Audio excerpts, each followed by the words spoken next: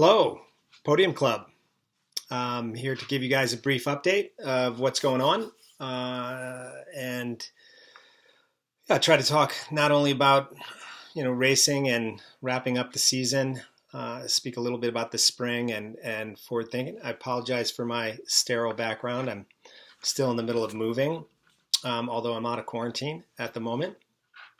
I'm not going to speak too much about or any really review of world championships and whatnot. That's all behind us. I will point out that you've already probably noticed, including the world championships, from about early February on, we had some really bright spots at the world championships and in the World Cup this year.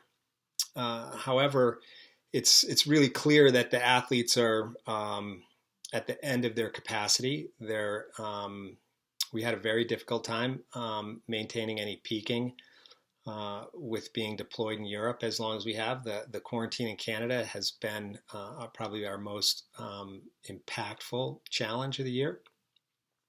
Not to mention the lockdown in ski racing in Canada for the whole year, which I feel for the Alpine community and all the athletes that are up and coming, which is going to make team selection very difficult.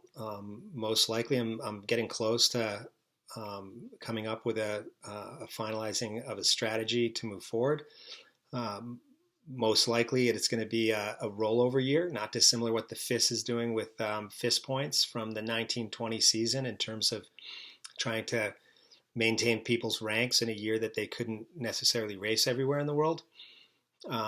We most likely will roll over last year's nominating process into this year so that we can relieve some stress and tension and use those criteria also to onboard any athletes that had some elevation in rank into criteria. Anyways, a lot to come on that still, very challenging.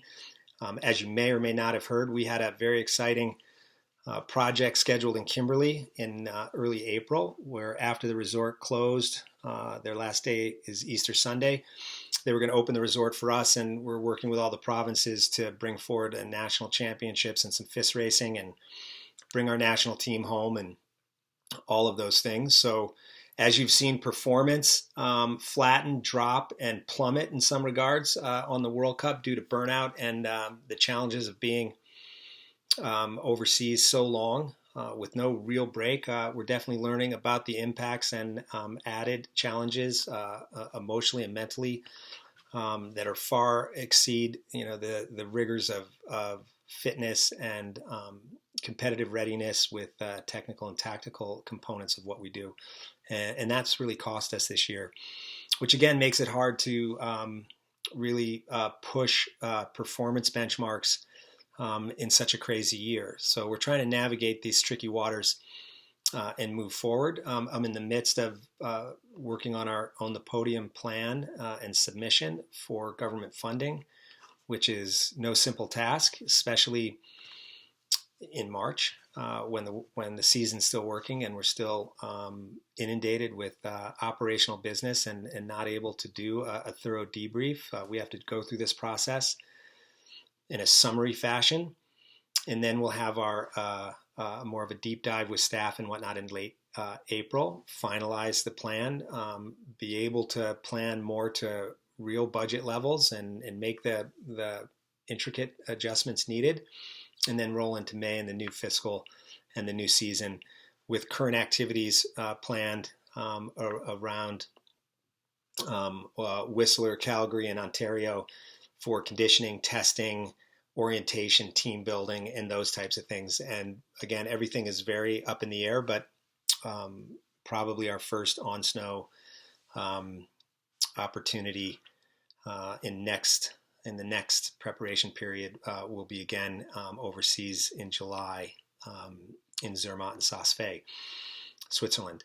That being said, we will do a small training camp in Alberta with our speed athletes, all except Jack, who will be at the World Cup finals.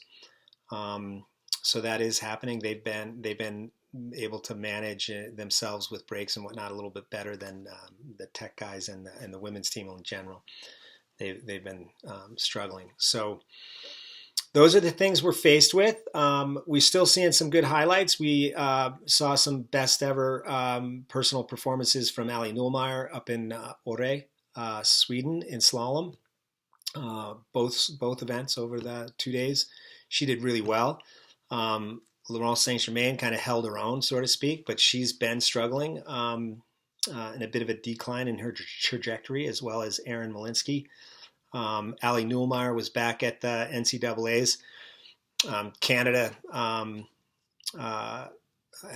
was very dominant in the NCAA championships, with Amelia Smart winning the slalom. She left the World Cup due to her college obligation and did that. And then we saw Cassidy Gray win the GS title. You saw Simone Fournier third in the slalom, and you saw Steph Fleckenstein, another CAS Next Gen athlete, second in the giant slalom behind Cassidy.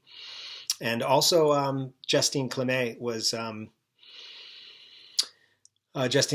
second behind Amelia in the slalom. So 1-2 Canadian punch in the NCAAs. Not necessarily the business that we're in. We're trying to do a little something else, but we do have a lot of collegiate activity, which is more of an outcome of dismantling our programming below the World Cup, which we hope to make strides in moving forward. And that's in large part by people like you and our sponsors continuing to support us and developing our financial resource levels so that we can make greater strides towards our objectives and our aspirations.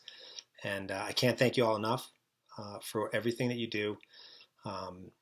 Don't hesitate if you need information from me. We're all one big family, and you're all included. So the best to you, and I'm sure you'll be getting more as we get into the spring and we start to present what next year is going to look like. So almost done. World Cup finals. Make sure your TVs are tuned.